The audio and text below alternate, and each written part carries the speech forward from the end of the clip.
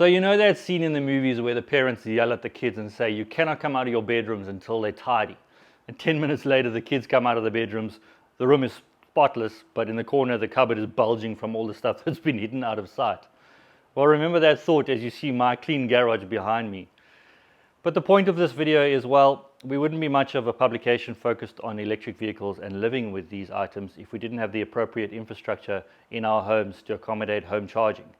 So while the majority of EV users in South Africa will make use of public charging stations as they become more prevalent, the idea behind EVs is that you come home and you do a top-up charge overnight, a bit like living with your mobile phone. So we spoke to the friendly guys at Gridcars and they made a plan, and let's take a closer look at what they did. So this is the solution that best suited my needs. So I have single phase coming into my home and indeed within my estate. So this is the Wallbox Pulsar Plus. It's a 32 amp unit, obviously wired into my DB board with a separate switch for compliance. Very neat and tidy. I love that the back of the unit is tapered, so you can wind the cord around and I get a separate holster for the plug itself. When it's plugged into a vehicle, it'll deliver up to 7.4 kilowatts. So in a vehicle like the Porsche Taycan with a 90 kilowatt hour battery, that's going to be an overnight charge, assuming it's empty.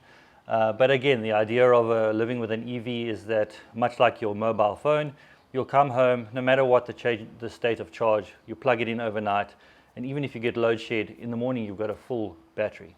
So another cool feature about the Pulsar Plus box is that, and as this Mini Cooper SE charges, the box is linked to my house's Wi-Fi. And so by downloading the Wallbox app, I can monitor the charge. I can see statistics, I can see previous charge times, I can even monitor the costs involved, which is all pretty cool.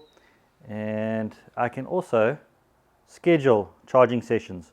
So if you wanted to only come on at, say, 9 o'clock at night, you can schedule that. So that's kind of handy for markets where they give you better rates for charging in the evenings, but no such luck in our market, but it's still a pretty cool feature to have. So yeah, it's all pretty user friendly, very neat, and so far so good, working nicely.